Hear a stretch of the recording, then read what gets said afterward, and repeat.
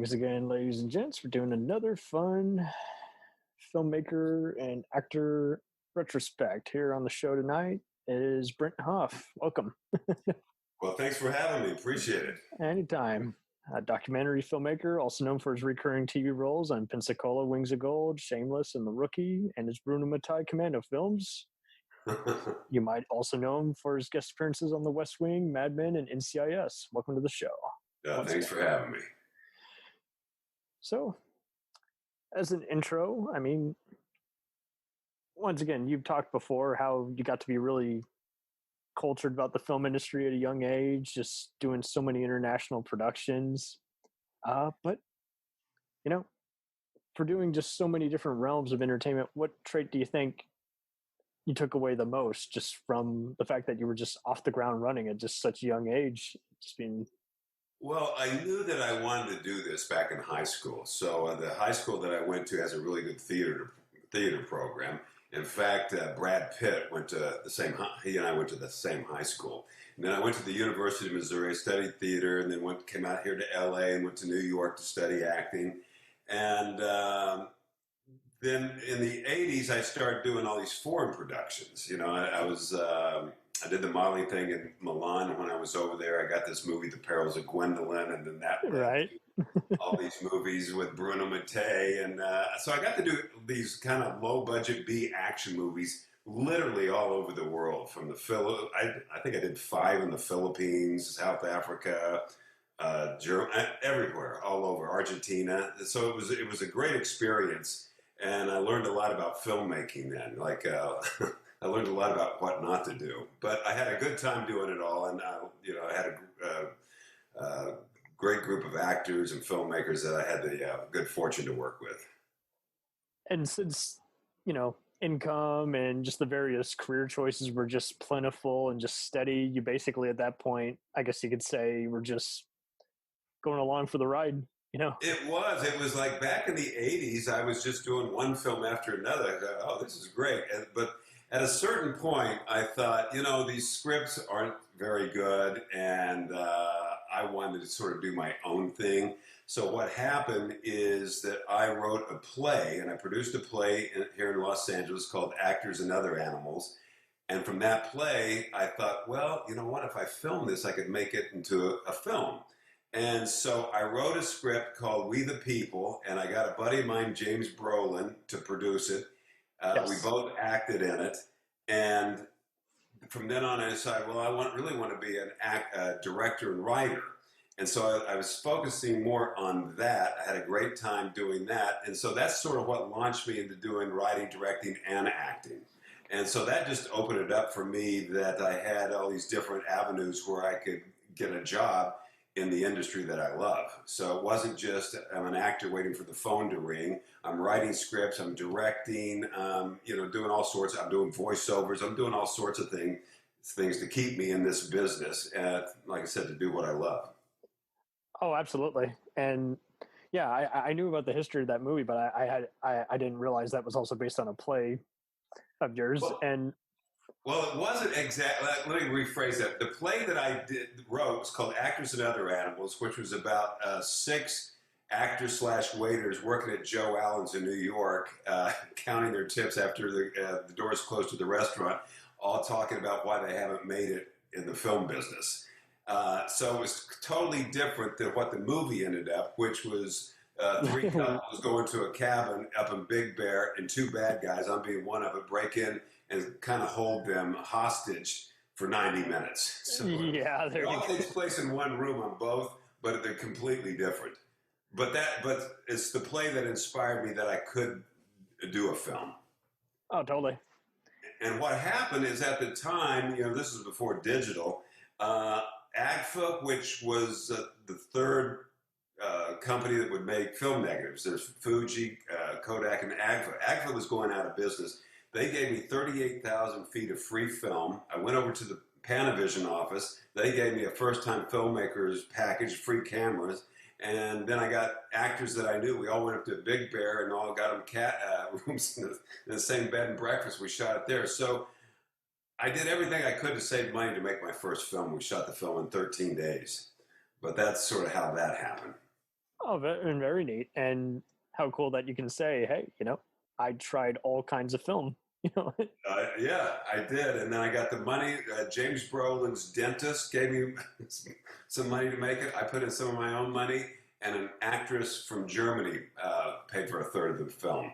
And the good thing about that is we took it to Cannes Market, and we sold it and we doubled our money like in the first hour. So I thought, man, this filmmaking is pretty profitable and easy. It wasn't that easy for no, but I know what you mean. yeah. From there, I thought, well, this is easy. No, it's not so easy. And just from working all, just big and small productions, what notes were you just kind of taking away the most, just aside from just seeing how the various crew members worked and getting your beats as an actor, down to a T? Yeah, it's well, I never thought I'd want to direct myself because it's weird being in a scene where you say action and cut and you're in the scene. But so I would have the AD, assistant director, say action, but then I would say cut because you never know what magic is going to happen afterwards. So it's kind of weird to break character in a scene and cut and come back and do it. But and so a lot of times I did, even though the producers wanted me to act in something, I didn't because I just wanted to concentrate on the directing. But what I learned, I love great set design. I love great lighting. I love great music, the score, all these things that I love, and I'm a very visual person. But I found that you can have all those things, but if you don't have a good story and you don't have good actors, you're dead. But if you have a good story, good actors, and the lighting's not as good as it should be, the sound, the music, all that kind of stuff, you can still have a good film if you have good acting and a good story. Now, 1,000%. Yeah, but of course I want it all, but that's something I learned. And then you save a lot of money if you write a script that takes place one night in one location, because not only it's like you don't have company moves going all over the place, the actors are wearing the same wardrobe all the time. Now we have backup in case something rips or they spill something out, but it's one wardrobe throughout the whole film. So that saves money. So if you're looking to make your first film and you don't have a big budget, there's things that you can do to really save money. Absolutely. Yeah. And do you ever get recognized just from some of your various roles and B pictures? Or yeah, now mostly I get recognized from the rookie. Walk down the street, a lot of people will yell out my character's name, Smitty, so I get a lot of that. And then I got cops and firemen come up to me a lot and say, "Oh, there's a Smitty in our department," is what So that's been kind of fun. Nice. Yeah. And I especially recognize you from just various other films like Oblivion to, The Bad Pack and even Hijack with Ernie Hudson. You saw those? Yep. Oh, man. Yeah. So, the Bad Pack I wrote, and I got my wife is in it, but I got to hire a bunch of, friends that I knew in that one. So we just actually did, they remastered the Bad Pack, and the co-writer and one of the producers and I just did the audio commentary for that, which was a lot of fun. I hadn't seen the movie in years, so it was sweet. Reminisce. Well, and this was back when everyone was taking a lot of independent pictures pretty seriously, not knowing where would they be on TV, Blockbuster, or just at a festival, and then at the time. I'd go to Blockbuster all the time, and you'd have the Titanic, VHS or DVD right next to the Bad Pack. So it was like, so I would make sure and put the Bad Pack close to these big films like that, so that at least they would see it and somebody would rent it. But right. I miss Blockbuster. Totally, and during college, just like how it's kind of funny how everyone finds different medium through different avenues. And by era, like if you weren't listening to the radio, then you were listening to whatever records your parents had, and same kind of deal with movies where it's like, my friends were listening to music for LimeWire and I was going for Rapid Share and just other used DVD stores. And so, I saw plenty of your movies eventually, like Serbian Scars, because it's just like, it's just easy to come by. You saw Serbian Scars? Yeah. Oh my, yeah, that was hilarious. Yeah, it's interesting fact. Yeah. The guy that produced Serbian Scars, Vladimir Ratchik, He ran for president in Serbia. Oh, wow. He didn't win, but I'm like, yeah, okay. And he's a car salesman in Chicago. So we kind of had a joke on the set. We called it Serbian Cars. But he was a car salesman. I think he might still be in Chicago. He got money together, got Michael Madsen, and he hired me and made this movie over Belgrade. And then he had big dreams that he said, "I'm going to, I want to be in a movie. I'm going to be an actor." Never acted before. He did that, and then he ran for president of Serbia. Wow. Yeah. So it's like, I don't know what the deal is with actors being presidents of countries. So thinking about Ukraine right now. Jeez. Right. Sign of the times. Yeah. Yeah. And how do you also feel about just like just seeing, other actors who you worked with and seeing how they've inspired to eventually get behind the camera? Yeah, it's interesting. I have not that many of my friends have went from acting to directing. I've had a lot of friends who are directors, but they've always been directors, and then some will say, I want to do my own documentary. But documentaries are really hard, and you've got to like keep up the interest, and you got to just keep forging through, because it takes, like I'd say average for my documentaries, they take 2 years to make. And Totally. then you just never know how the story's going to end. So you can have one, you think you know how a story's going to go, and then you can do one interview, and all of a sudden it sets it on its ear and goes a complete different direction. And then with directing, every time I direct a film, I lose a lot of weight because of the stress, and it's like I'm always doing a lot. I did a movie in Russia where I was in Russia for 4.5 months, and I lost 26 pounds. And I don't have 26 pounds to lose, and I looked really scary skinny toward the end, where my wife was really worried about me. Oh dear! But I always thought it was an action film. It's sort of like the Fast and the Furious Moscow style, and the stuntmen in Russia will do anything. And it was like really dangerous. I thought, I'm going to get somebody killed, and it was like, worried, and the food wasn't great, and it was like. But with every film, there's just. And I tell potential directors, you're going to answer at least 500 questions a day. And I'm not even joking. Like, people come up to you constantly and ask you, do you like this shade of black or that shade of black? And you can't say, I don't care. You go, no, I like this shade of black, please. And then they'll say, why? Because it's crushing the black. What, come up with something. It looks extravagant. Go with it. Exactly. What's the color? Does it go with the color palette? And then the makeup artist would say, no, it doesn't. It's like it just snowballs. And that's why with the bigger productions I've been on, they send somebody to actually keep an eye on the director at all times. Oh, he's going to the restroom, he's doing this, that, because you can't go anywhere without answering the question. As soon as you say cut, people come up to you, ask you, questions, and then I'm always thinking, as an actor, when I talk to directors, they're not really giving me much time or whatever. Now, as a director, I know that. I'm more sympathetic to directors because they've got a lot of fires to put out.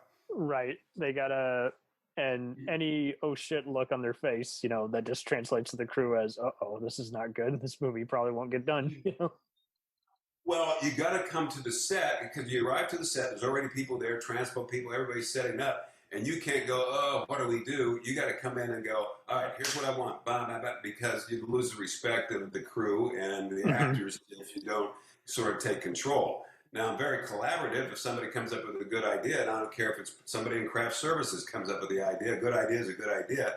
And I've got no ego about it, and we go with it. And then, with the actors, I like, because I am an actor, I love working with actors and sort of coming up with, the motivation, like certain characters do certain things, and that's what I really love about the 1,000%. Yeah. And when developing your movies, what formulas do you think you take from the most that you just were always loosely inspired by the most? Well, let's see. I'm kind of all over the place, but in 1994 is when I did We the People. It was my first movie that I wrote and directed. Of course, I thought it was brilliant and all this kind of, because it was in some film festivals and stuff. And then that's when Pulp Fiction came out. I would see other movies. I go, my movie's as good as that. My movie's as good as that. And I saw Pulp Fiction. I go, oh, it's not anywhere close to being that good. And so Pulp Fiction sort of inspired me to sort of, I hate even saying this, but think outside the box. But it wasn't the non-linear thing. It was just, I've seen Pulp Fiction a million times because I just think it's so brilliant. But that probably inspired me more than anything with the writing and directing. 1,000%. Okay, cool. And I mean, and Sam Raimi too. Sam Raimi, Evil Dead 2, and The Quick and the Dead. Some of the camera angles and stuff. You've seen Evil Dead 2, right? Yeah, absolutely. Yeah.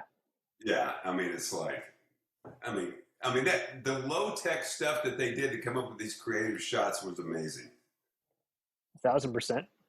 Yeah. And speaking of which, there's just so many people now that we've done it in a digital age, and they just seem to want to be snobby about, oh, well, you just filmed it for this budget and that budget. So how do you just remind people to just be considerate and just not be a jerk? It's just like, online?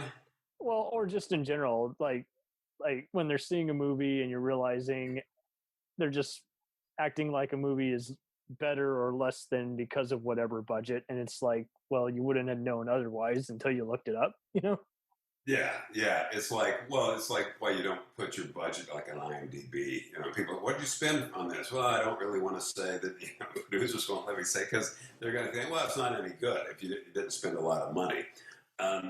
Well, last night was the Academy Awards, and I took, because as being in Screen Actors Guild, on the nominating committee, I get all the movies, so I've seen them, and I told everybody, I said, Coda is by far my favorite movie. Mm-hmm.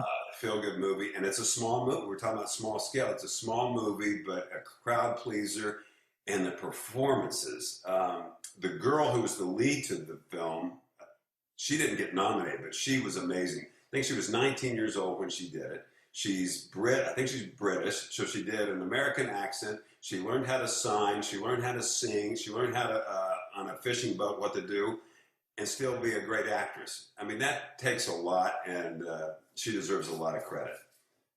Totally. Yeah. And more or less, just since you've been on both sides of the camera, do you also believe that, just patience and just pacing yourself is just one of many ways to just kind of get in the right mood and setting? When I'm on the set? Yeah, or whether you're in front of or behind. Well, the thing is, and this is true, I always have a limited budget. I've had a few movies where I've had a big budget, but most of them are limited budget where I have an 18-day shoot. And I'm very ambitious because I want it to look way bigger than the budget I have. So I have these exterior shots, and and I've got a pretty big shot list every day. So from the moment I arrive, I'm behind, if that makes sense. Okay. There's a joke like for first-time filmmakers, the first half of the day is Gone with the Wind, and the second half of the day is Dukes of Hazzard. Because you run out of time, and you're doing all this. And so now I know from minute one, if I have the shot, I have to move on because something will suffer at the end of the day. I don't have the money to come back to that location. And so a lot of actors, and I love, when actors want an extra take and stuff, and I'll do what I can to accommodate that. But at a certain point, I have to move on. And with low-budget films, you don't get all the coverage that you want. Like when I'm shooting The Rookie, I'll have scenes where I have 5 cameras looking at me. I'm like, man, I wish I had that luxury when I'm directing an independent film, but I don't. Totally understood. Yeah. And so, you bring a shot list, you think of how many different ways you're going to shoot different things. And now it just seems like even just other independent movies are just kind of suffering just because no one's making use of any of their time or material that they got available to them. Well, I always shoot my master first. So I shoot the master first, and then in case the camera breaks or something happens, I've got the scene. I did a film as an actor with John Mellencamp called Falling from Grace that Larry McMurtry wrote. Yes. And the whole thing, like the last picture show, it's all masters. So there's not close-up and coverage. And that saves you a lot of time. So I do my master first, so if anything happens, I've got the shot, and so I don't have to come back, tell the investors I got to pay for coming back to that location. But then I can come in for coverage, and if I'm getting everything's working, maybe I'll get a couple of extra shots that I have in the back of my head that I'd love to have. Nice. And do you just have any other advice for just people getting into it? I mean, just other than, reminding others on how to make sure that someone is just for real, just reliable and serious? These days now, there is no excuse not to be making your own content. You can do it with your iPhone.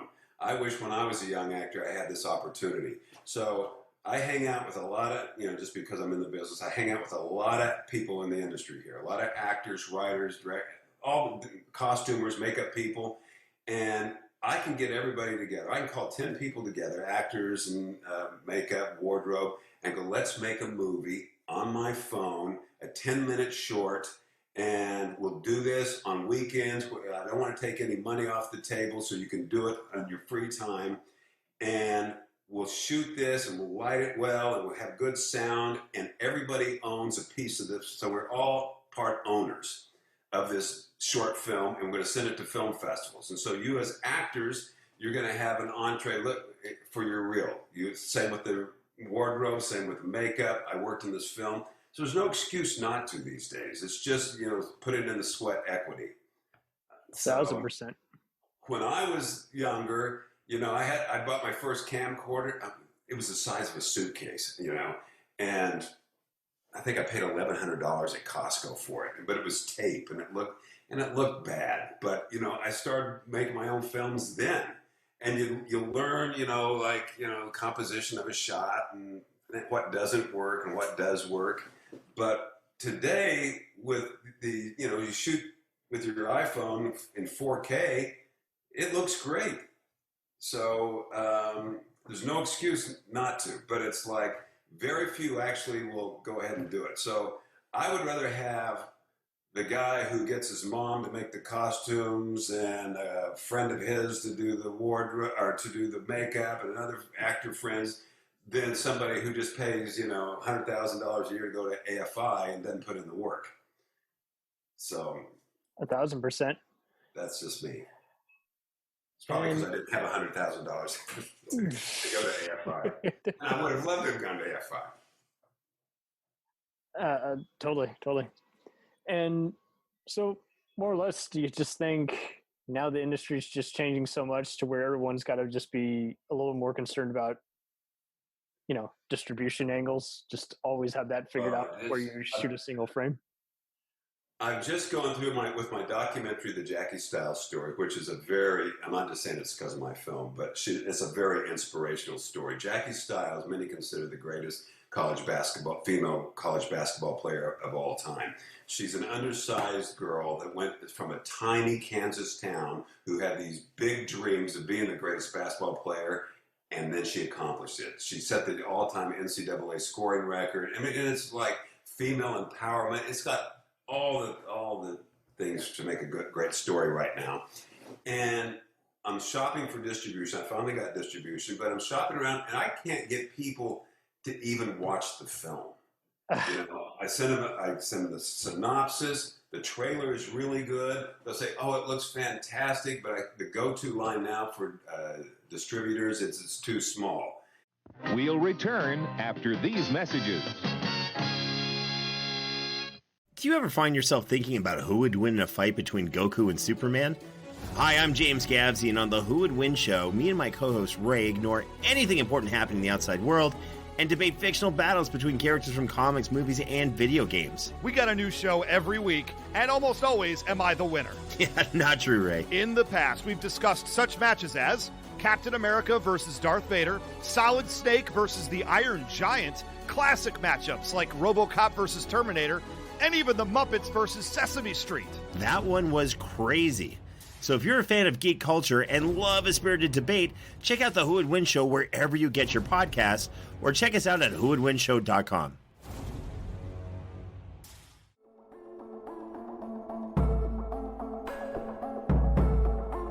We let things pile up in the DVR, we add them to our queues, we wait for the DVDs and Blu-rays.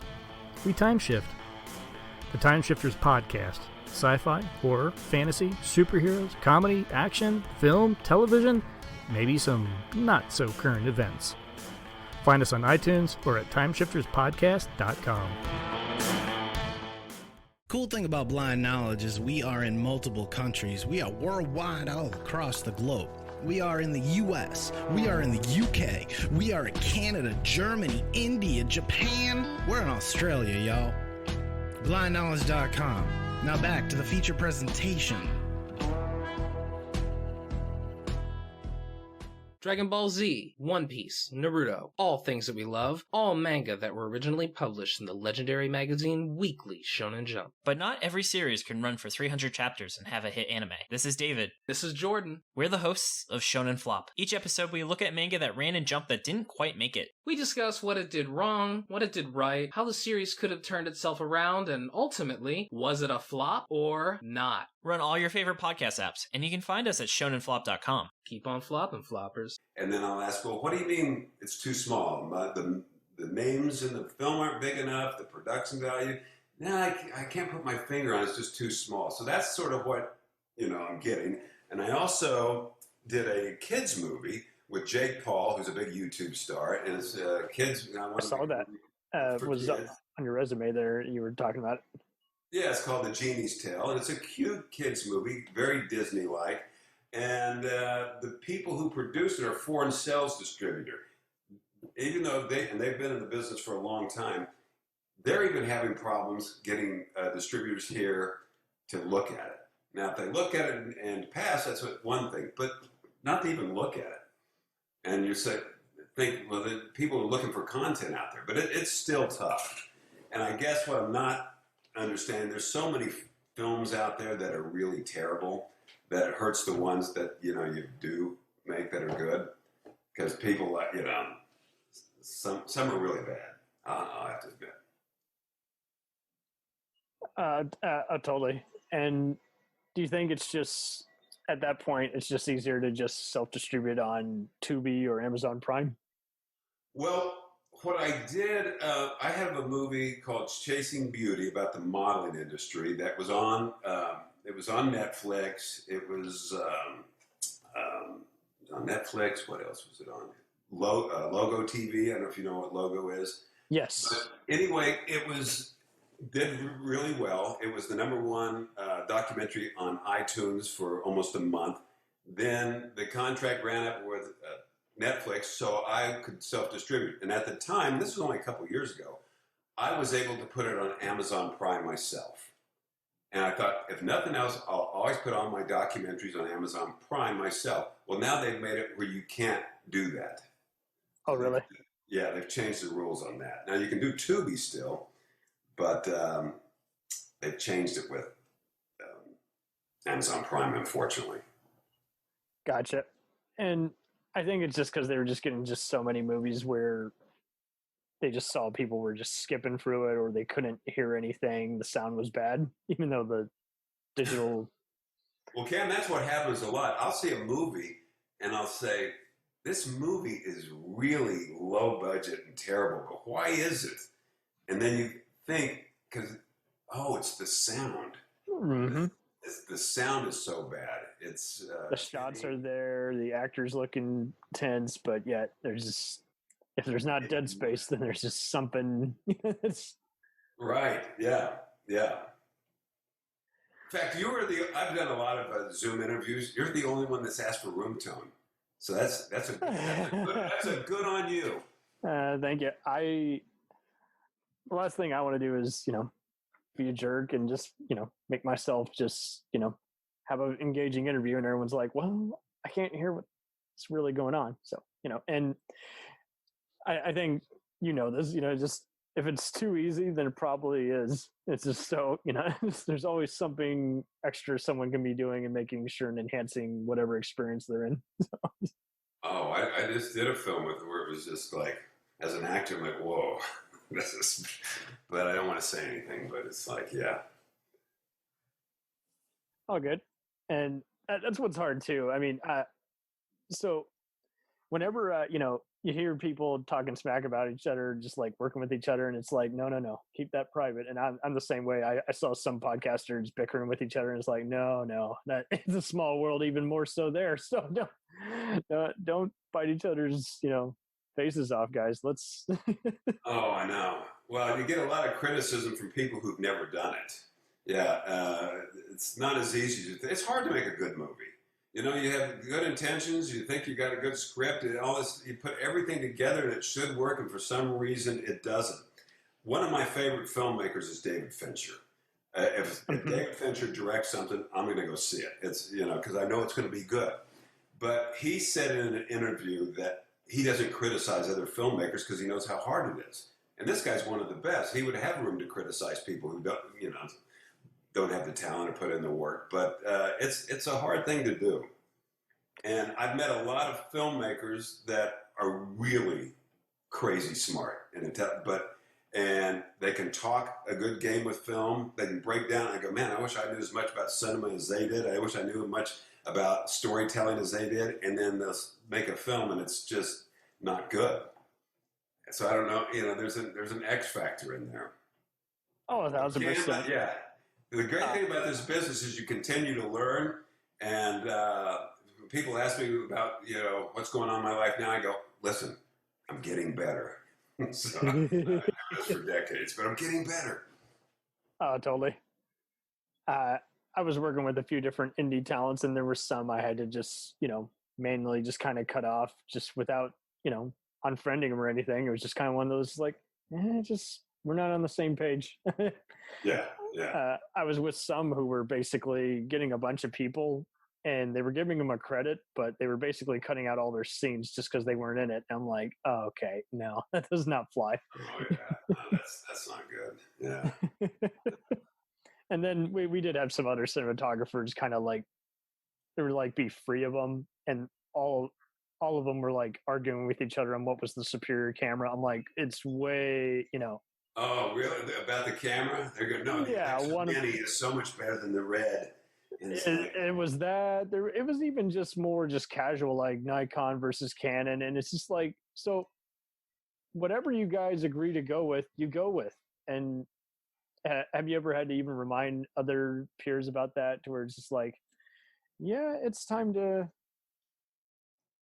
I say it's not about the camera. It's about who's behind the camera, Mm-hmm. And so, like I said, you can make a good film with it. Did you see the movie Tangerine? Tangerine? What, one of your recent movies?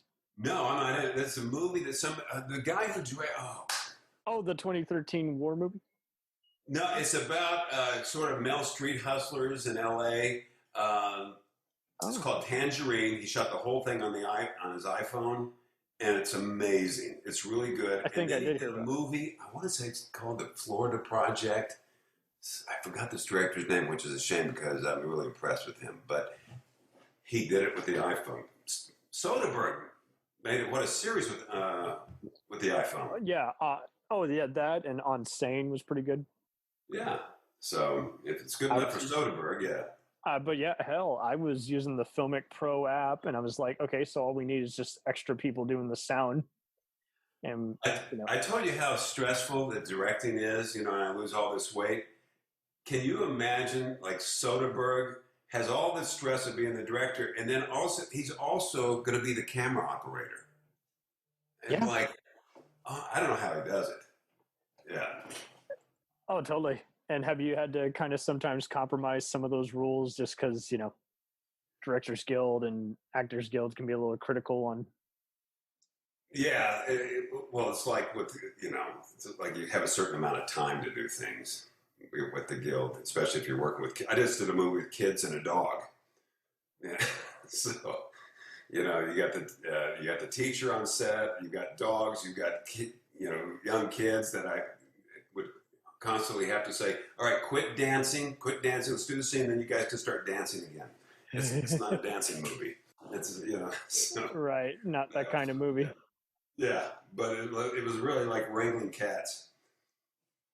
That's a good way to put it, because, it seems like many will just kind of assume, I think that's what it is, really. I think you nailed it. I think there are many who come into the industry. That's why we have sometimes a good experience with someone. We meet them on one set, they're wonderful, another set that they're not 100%, and it can be just sometimes they just think this is an invitation to be on a playground. It's like, no, this is still a work, environment. Yeah, we have, and time. It's like the clock is on turbo. It goes really fast, and so if you don't, you keep moving, and you really need a good AD, assistant director, that can control the set, but is respectful to everybody in their jobs, but they respect him or her, and keep it moving. The great thing about this, I did a movie in Kansas City, and I'm from Missouri, and we had a big scene, a wedding scene. And I called a lot of my friends that went to college, and they were kind of asking me about the movie business. I said, well, you want to come be an extra? So they all got there like at 4:30 in the morning in a big line to go to the costume trailer, and they got suits, and then the women had dresses for the wedding. And we shot all day. So they're standing up all day at this wedding and dancing and all this kind of stuff. And I go, and they would all come up to me, you mean we spent all this time and it's going to be 5 seconds on film? I go, yeah. So I thought at the end of the day, they're all going to hate me and go, thanks for nothing. They all came up to me and said, now we know why you love this business. They had a great time because it's a community that comes together, and we're all trying to make a great film, and from the extras to the actors to the crew to everybody is trying to do something, tell this story, and we're all coming together and we're a team. And that's what I love about it. Oh, totally. And do you think that's also another tough predicament? Because I would even have to explain to friends and family, I'm going to be here all night. I'm going to get here at home at 4 a.m. Oh, why does it take that long? Why can't you text me? I'm like, because all phones have to be off, yada, yada. Have you ever had to do that? And you're exhausted. And the last thing, and I'm the worst at this. I've got a little bit of the bug. I'm ADD, so I drive my wife insane. But so I just focus on one thing. And when people like actors try to talk to me on the set when I'm directing, I hear them. I try not to be rude, this, that, and the other, but my mind is a million on the next shot or whatever. So I know I'm not giving them the attention that I should, but you've got to focus on what you're doing. And maybe that's the ADD in me that just, it's razor focused on one thing. So I apologize to people if I'm rude. I don't mean to be. I'm nice about it. I'm not that guy, but it's like, I'm just sort of, my mind's somewhere else. The truth wins out. Yeah.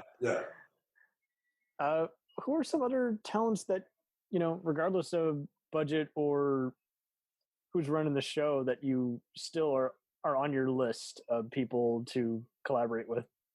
Who are some of the talents that I'd like to collaborate with? Yeah, just realistically, you just know it could happen. It just is a matter of scheduling. Well, I would love if David Fincher gave me a call, or Quentin Tarantino gave me a call, wanted me to be an actor in one of their movies. It's interesting. In season 1 of The Rookie, I was in one episode. I had 2 quick scenes with Nathan Fillion, and I really like Nathan a lot. And when I did this scene, and I just come off of a small arc I'm doing, Shameless, which William H. Macy directed, which I thought was a great experience. And so I was doing The Rookie, and I said, man, it would be great if they'd have me back. I had because it was a nothing part. And I'm in my 4th season now doing The Rookie, and the character has changed so much from when I started. When I started, I just thought I was the seasoned, grizzled cop that hates rookies, and I'm tough on rookies. I'm sort of the badass cop, which I played a lot of. But then they started giving me these hilarious lines to say. So now my character Smitty is kind of the goofball comic relief of the show. And I'm loving it. And I love going to work every day on The Rookie. And it's just been a great experience. And who knew that this would ever happen? It was one of those things when you're in this business, you're looking for breaks. And that was one. And I've had breaks in the past. I've had tons of disappointments in the past. the thing with this business is you get told no a lot. It's the rejection, and I've just been sort of a warrior, keep doing it. And there's not a lot, because I started at a very young age, and there's still a few of us that I knew back in my early 20s that are around, but unless they hit big, most of them have quit the business. Interesting. And when you were even just getting into it, did you see how much fun it could be to just kind of see, non-film peers' reaction versus, fellow acting pals' reactions, and how, it's such a different reaction that you're trying to gauge. You want a bit of both, and it's hard to please both crowds. Well, my first movie was a basketball movie. I played basketball in college, and so I came out to LA, and they were casting this movie called Coach, with Kathy Lee Crosby and Michael Biehn were in nice. it. And so I came in the audition. This is so stupid, but I could do it. I could spin a basketball on my finger. So I go into the audition, spin a basketball on my finger, and they're like, "That's amazing." And anyway, I got the role. And it was a bunch of guys playing basketball, and and it's a high school basketball team with a female coach, and that was sort of the story. Anyway, loved all the actors I worked with, including Michael Biehn. And we'd play basketball games. They go, "Oh, Brent and Michael, you got to go shoot this scene real quick." We shoot the scene, then we come back and play basketball. And I was very natural because we're all kind of goofing around, and I thought, this is They said acting's tough. This is like my second audition, and I'm one of the leads to this film. And then I didn't get another role for a year and a half. So that was like, interesting. Right? And yeah. But at least you got the experience early on. Is like, this is an unpredictable thing. You always got to keep busy, in between the calls. Always. And that's what, you can always write scripts, and, so you can stay busy that way, because it's hard to stay busy. You can go to the gym and get a bunch of headshots made, and you can do showcases and do equity waiver plays. One of my things when I wrote the play Actors and Other Animals, that there were like 400 equity waiver plays a year in Los Angeles. An equity waiver is theaters that are less than 99 seats. Yes. So if you really love the theater and you want to go to the theater every single day in the year, you still wouldn't see them all. So that's how many there were. So you'd have to beg your friends to come watch you in these equity waiver plays, but they would charge, the audience like $12. And so these friends would come and pay $12 because you have to charge to kind of pay for the theater. And it was painful, I'm sure, for the audience, my friends that would come watch me in all these plays do it. But and there would be a lot of times there would be more people in the cast than there were in the play. More people in the cast than were in the audience. But that's so true. Really paying your dues. And you're hoping it's someone else besides the local town critic who's required to, review 5 different plays a month. Oh, I've got a crazy story. So there was an industry paper called the Drama Log. It's not around anymore, but at the time, the Drama Log sounds dramatic. Yeah, but they'd have the casting and all this kind of stuff. So we got the Drama Log to come review the play that I wrote, Actors and Other Animals. Okay, so I knew, I had my wife actually sit next to the critic, because we knew who he was, and make sure that she laughed and stuff in the play. So then the reviews came out, and I was at a newsstand on Fairfax Boulevard Avenue in West Hollywood, and they bring in the Drama Logs reviews. And so I'm reading it, and it just panned the play. It was just like horrible, horrible, horrible. I'm like, oh my God, I put so much into this. I put my bad review down on the seat. I drove out, and all these kids, that Fairfax High is right there, they throw eggs at my car. So I got my scathing review and the eggs dripping from my car driving in Hollywood. I'm like, does it get any worse than this? There's some of the stuff that you go through. It's not the end of the world, and you don't know if it's just someone who is reviewing it but not into theater or expects it to be on the quality of a movie. You don't know. Oh, yeah. I knew some people, some of them were snobs, but some of them had the same story in that there was this one local Dallas critic, and basically he would I don't know how anyone even does a complete review when you got to be very detailed with a play, but he would leave after the first 20 minutes. He got that bored. It was just like, they should do some quality control on some of these critics. It's like you can't, if you got to sit for the whole 3-hour duration, you got to do that. No fair leaving after 20 minutes and saying, I saw it. I know. Well, out here at the American Film Market, they come out to Santa Monica every year, usually in November, I think it is. And so there's all these independent films, and they're looking, for foreign buyers. And so you pay to have your movie screened in the Santa Monica Promenade. There's a bunch of theaters there. And nice. have buyers come in literally for 5 minutes and walk out. And they'll just got to get their attention right then and there. Yeah, or they'll say yes, which is crazy. They'll see that, the production value looks pretty good, and it's the names. Oh, Eric Roberts and Michael Madsen are in this. Okay, I can sell this into, Spain. Right. Some of them are looking for a certain quality, and some of them are just like, it's just got to have something that in some capacity, and you don't know until you sign the papers, like you say. Yeah. And it's like when you go to the Cannes Film Festival, there's the Cannes Film Festival and these great art house movies and the play and everybody, all the paparazzi. And then right next door is the film market, where it's like the low budget, kind of a flea market for low budget movies where every poster is 3 heads and a gun. You've seen those, right? Yeah, discount. The one I'm really sick of now is like the free to use poster art, but now everyone's using it. And same thing with like how everyone was using Kevin MacLeod's music. Great music composer, really makes everyone's movies sound professional. But if you use the exact same tune in like 5 different movies, it gets old fast. But Olivier Grunner and some of these other kickboxing martial arts guys who embrace festivals in the direct-to-video market would use the same stock photos of helicopters and a SWAT team. And I was like, but they're not even in the movie. Come on. Happens to me all the time. I did a movie, Cat City, which is a film noir thriller that takes place in Palm Springs with Julian Sands and Rebecca Pidgeon. Mm-hmm. And the poster, in fact, I'm looking at it right there, is a very cool art house poster.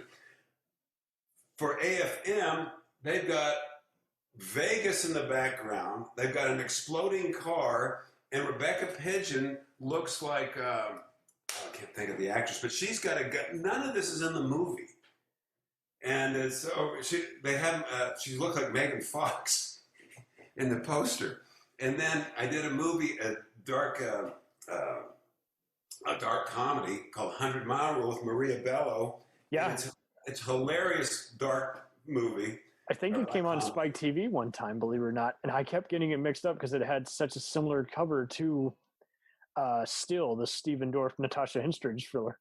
And Gone in 60 Seconds. And that, they're all taken from that, the Fast and Furious kind of logo back in the day. And it was... And if you were to see the trailer, you would think it's an action movie. Mm-hmm. Could not be further from the truth. I'm like... And they keep saying, I go, who buys these movies? They said, they love it in the foreign market. Well, because I do these films all over the world... When I'm in these other countries, like Romania and Serbia, and I don't see those movies out there, but they say that they sell them for, and I don't get it. But totally. Well, and you just named some great actors there.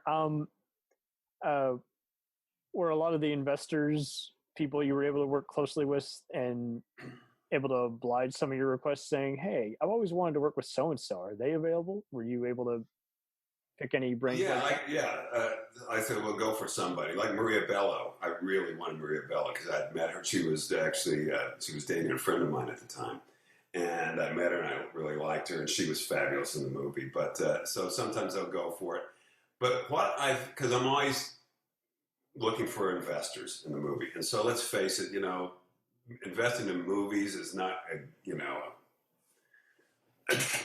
sure thing. Like some people will say, I just want to make sure I don't lose any money. Can you guarantee that I'm not going to lose any money? I go, no, I can't guarantee you that. How much could I lose? I'm like, all of it. Right. Yeah, but what I'm finding for investors is there's an emotional tie to the movie. Now, it could be that their son wants to be one of the stars of the film. It could be that they wrote it. It could be that it's because it's a story about them. Or it could be that they want to be on the set and take pictures with movie stars. But there's something other than, it's a money-making thing. There's an emotional tie to get people to part with their money at this level. And so I tell potential investors that this movie will look really professional. I will work really hard at it. I'll show you my other work. It's going to look as good as these. Whether it translates into a great movie or not, I don't know. I think it will, or I wouldn't be doing it. But that's what I tell them, and I've never had any complaints on that. But the emotion is what triggers a lot of people to want to get in this business.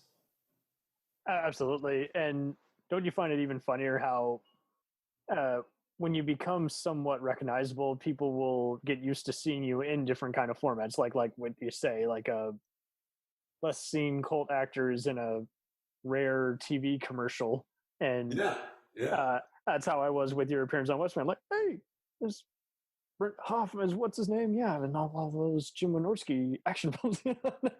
Oh, so you know all the guys like Fred Olin Ray. You know who Fred is? Mm-hmm. Sure, and Worth Keeter and all this, yeah. There are so many movies of different kinds and quality, and they, it's just so funny how the various stories they talk about. Oh, have you interviewed like Fred? I might have to get Fred on. I know Jim doesn't do interviews anymore unless they're paid, and they've been at so many different conventions and. Yeah, well, they do the comic book stuff, right? Because I saw them and stuff. But if you can get Fred's hilarious. Fred's great. Oh, totally. Did he ever tell you one of his many stories about working with Peter Cushing? No. In like the Amazons, and Cushing was like a trooper. He had just like broken his 2 front teeth or something like that. And Fred, it was one of his first gigs. I think it was Shockwaves was the movie. It's like this less seen, gothic-y kind of zombie film. And Fred's just the photographer. Yeah.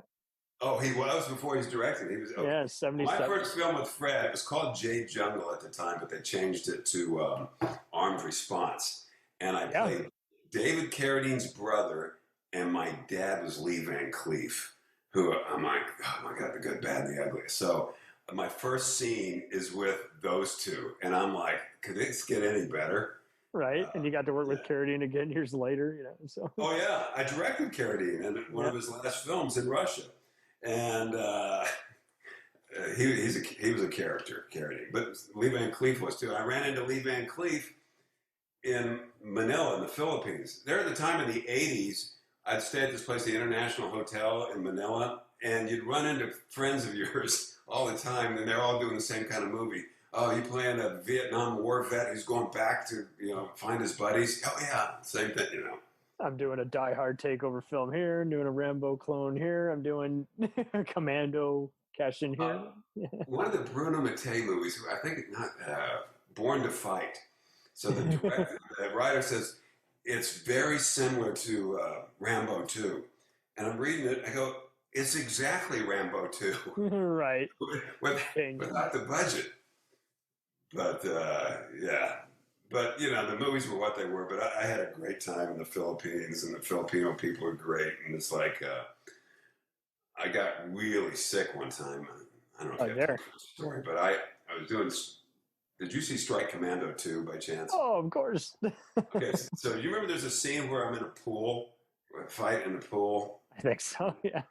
I'm running from with Richard Harris. Anyway, I go into this pool, and I got this fight scene, and I jump in the pool, and I'm like, because I was doing all my own stunts, and I loved it. And so that night, we go back. We're staying in this place called Los Baños, which I think means the toilet. But it's a little town. Exactly, yeah. I'm eating with the crew and everybody, and all of a sudden, I'm like, I don't feel good. And then all of a sudden, I'm like shaking. I'm really sick, and they film me. I'm like hot. I'm sweaty. They rushed me to a hospital. That's right. You did talk about that. In the jungle. And I'm laying there, and I've got IVs in, and Bruno Mattei's in the room, and Mary Staben, who's this female star. And there's lizards going up and down the wall, and the sheets are torn in this bed. I go, oh my God, I'm going to die here in the Philippines. I mean, I'm like, And so the next day, I'm really weak. And so the doctor comes in, and he goes, he said, "Are you married?" And I go, "No." He goes, "Why aren't you married?" I go, "I don't know. I'm just not married." And an hour later, he brings in both of his daughters. That's right. And you're like, and introduces me to them. And then that night, they had a band play literally outside my window. And I knew like 3 songs, but one was La Bamba, the song La Bamba. And I must have played it 20 times. It was like torture. But I survived. Yeah. It was crazy. And have you ever been tempted to just kind of just make a random like photo book and just is like my work in independent film? I've got a whole box of stuff that is like, oh my God, remember this, kind of thing. Yeah. So maybe collaborate with a few other, B-movie and indie guys who's like, yeah, let's inspire this generation. Well, that's how the idea for the Bad Pack came up, because I knew guys like Michael Dudikoff. Michael Dudikoff and I were models together. All right? Yeah. So we were both modeling. And then when I did The Perils of Gwendolyn in Paris, he was dating Tawny Katane. So they would talk on the phone all night, and the phone bills was like crazy. And so Michael and I were friends, and he was dating Tawny. And then he says, "Oh, yeah, I'm doing a film called Bachelor Party." And that's great. And at the time, Bachelor Party starred Paul Reiser and Kelly McGillis. They ended up letting those 2 go, and they hired Tom Hanks and Tawny Katane. Yeah, and you were in her biography special. Right. Oh, you saw that. Well, Michael at the time was doing he was kind of playing the dumb surfer guy, and then all of a sudden he becomes the American Ninja. Mm-hmm. So now he's a serious guy. But anyway, so the Bad Pack, I know all these, B-movie action stars, and that's what the Bad Pack was going to be. You got Robert Davi, Ralph Moeller, years before Gladiator. Yeah. All the Conan show. Yeah. Are there any others that you're just tempted to work with that just the chance hasn't presented itself, like Dolph Lundgren, Van Damme, or even haven't worked with them? I got Roddy Piper was in Bad Pack, and great guy. Working with him on another movie too. Yeah. Yeah. Oh yeah. That with Tawny Katane. So it's all kind of like this small group, but a lot of people like Vernon Wells. He was in the Bad Pack. He still does all these kind of movies. If you look at Vernon's IMDb page, it's probably this long. Yeah, the billionth take on, being famous for Mad Max 2 and Commando. I worked with Michael Madsen in 2007. I bet, no exaggeration, he's done over 100 films since then. Mm-hmm. Yes. Yeah. I'm friends with another guy. Well, I mean, you worked with him on that very movie, Joe Estevez. He's like, yeah. Joe's Michael, a great guy. He is a wonderful dude, and same kind of deal. Kind of like Don Swayze. He had that whole logic. He's like, hey, it's okay if I'm mistaken for the better known famous family member. It's a business, and just have fun with it, and give it your all, regardless of the production. And yeah, he just talked about it. He's like, yeah, Madsen, he's got 5 kids, so whatever happens. Well, the movie that I did with Madsen, Joe Estevez was in it, over in Serbia. Yep. Did Joe tell you the story about Apocalypse Now, him coming out of the water? Yeah, he has a wonderful book called Wiping Off the Sheen, and it's a hysterical read. Well, when I worked with him, I said, I did The West Wing. He goes, oh, so you're in The West Wing. I still haven't been asked to be in The West Wing. I go, really? So I go, doesn't Martin Sheen have a brother as the president? That'd be perfect. Totally. He since then, I think he mellowed out a bit. The comedians Tim and Eric, who worked with Will Ferrell and had Joe on a bunch of their various Adult Swim shows, and had him playing a presidential equivalent, just kind of spoofing his famous brother's role. Oh, I know. Yeah. And with the brothers, I know. For voiceover, Lauren Dreyfus, who's Richard Dreyfuss's brother, sounds exactly like him. So if you don't have the money, I don't know if he's still doing voice. I mean, this was years ago. I'm like, yeah, we can get it. Maybe get Lauren. And there's plenty of other people I've noticed who that's kind of their deal is like they do additional dialogue recording, ADR for short, and as a result, they probably will often voice that actor's famous character in like video games or what have you. It's a good way to be a side business, even if you're just known for just, being the backup. Oh, yeah. And I've been asked to do voice matches a lot.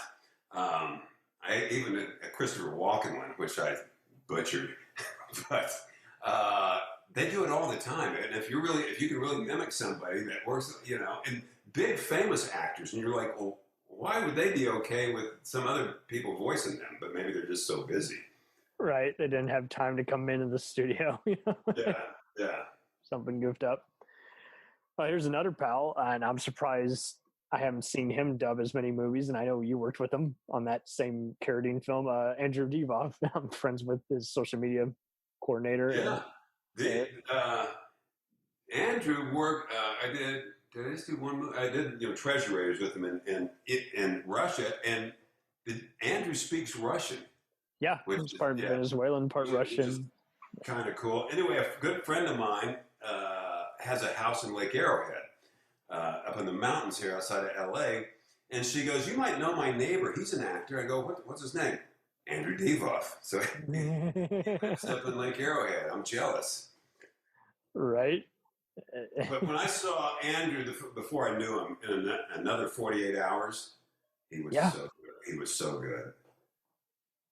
That and it would. I half the time other pals of mine who knew him just from stuff like Wishmaster, I would have to tell me you've seen him more than you realize. You're like, remember the guy who Harrison Ford fights in the airplane? That's him. It's just. Yeah, and he's got a commercial out right now that runs all the time. I forgot what it's for, but where he's with his son. But oh, really? Yeah. I'll have to keep an eye out. Yeah. Is it just like a cell phone ad? I forgot what it's for, but he's got a son, and I forgot what it's for. And that's probably not good, but right away, it's Andrew. Nice. Yeah. Well, when you're just now that you've gone through exploring what you want to with documentary film, are there any other topics that you think, sooner or later you're definitely going to explore? With the documentaries? Yeah, because you've really embraced that. You've done fashion. You've done, again, like you said. Yeah, I've done fashion. There was, you know what furries are? Who furries are? The people who dress up like animals, and there's these conventions and stuff. Okay, I heard of that, and for some there's sort of a sexual element to it. Anyway, there was a furry threesome, and one of them murdered another one, and they called it the Fullerton Furry Murders. And I'm thinking, if nothing else, the title was great for that. But I'm thinking, I don't know how big of an interest that would be, but I found that fascinating. And you just think it would be, just bizarre. Like it's just how bizarre it is. But I think this last movie I did with Jackie Stiles, it was so uplifting. I just had a screening, and I had 2 packed houses at a screening, and I'm looking at the audience, and they're crying one minute, they're smiling and literally cheering the next, and I'm like, that's sort of what I want to do.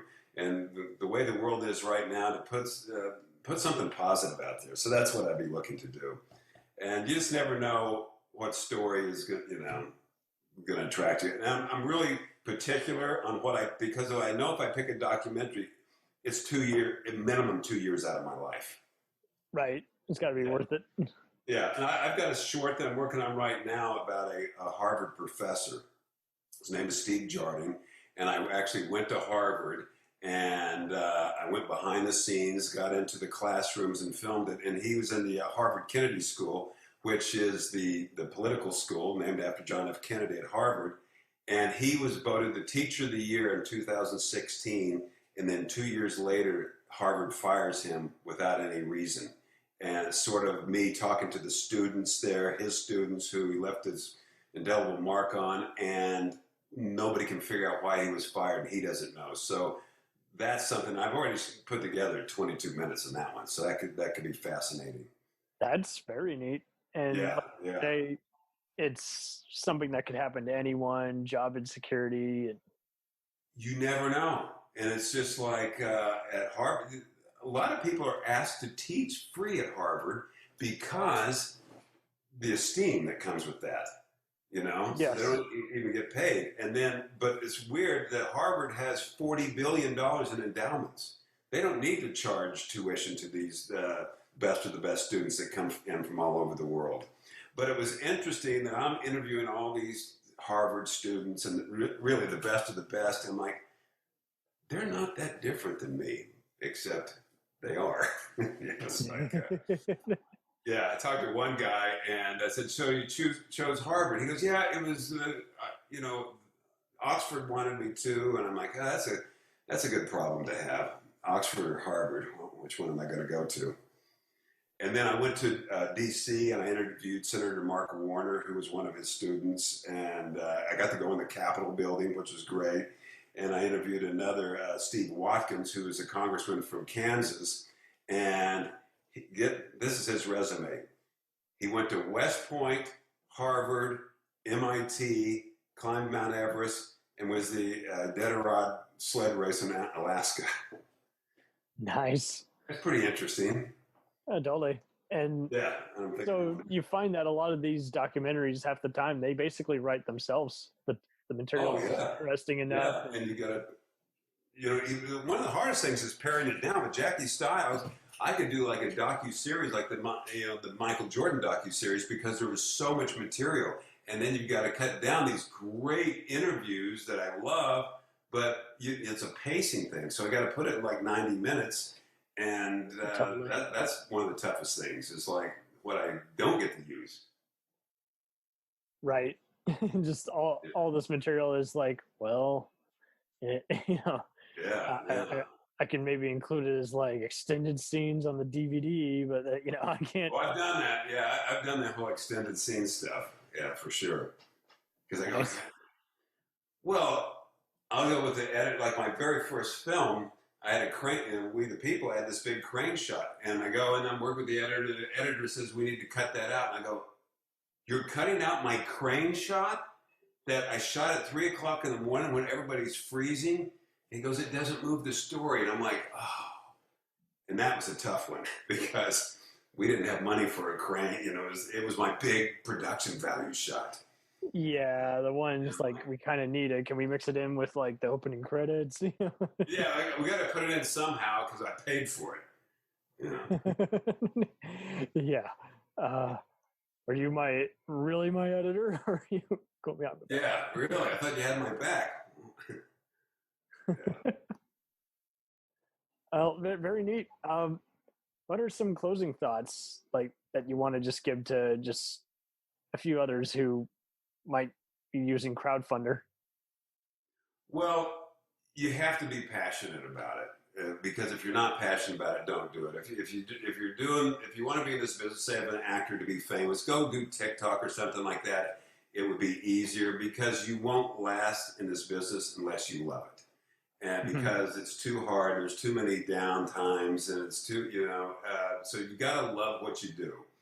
And you always want to try to get better. And if you don't love what you do, you're dead in the water. So I always say, do what you need to do when you need to do it, even when you don't want to do it. And no excuses. Nice. That's the bottom line. No excuses. Go, you go, well, I don't have the money to make a movie. Yeah, you do. I don't care if it's with your phone. You can go do it. But it's, and you've got to be that driving force. And a lot of times it's the director who's the driving force, because they have to get it done. Because I've done a lot of things where I get people to work. We'll all work together, and we're all going to get paid together. It's, what's the word I'm looking for? Where they work for free and then get money. Totally. Okay. I don't know. Anyway, but a lot of them, they'll quit on me, and I go, okay, and I get it. You're not getting paid, but deferred payment's what I'm looking for. Hello. I go, we're all working for it. I said, I'm not getting paid. You're going to get the same amount of money that I'm going to get. And I go, I'm in. And then a month later, I'm out. You've got to be the one that just keeps on course and do it. 1,000%. Yeah. Well, thank you ever so much for a moment of your time. And oh, you got it. Thanks, Cam, for having me. All the best. Yeah. Just stay safe out there. And I mean, you got all this magnetic positivity. So well, thank you. Well, I appreciate you reaching out. 1,000%. Keep spreading the joy. All right, Cam. Have a good one.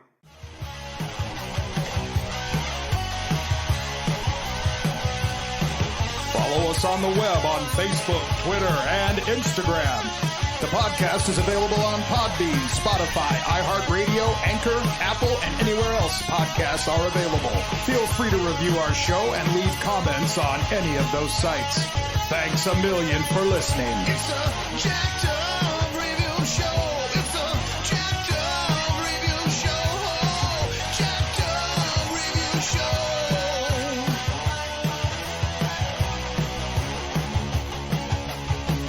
It's a jacked up review show. It's a jacked up review show.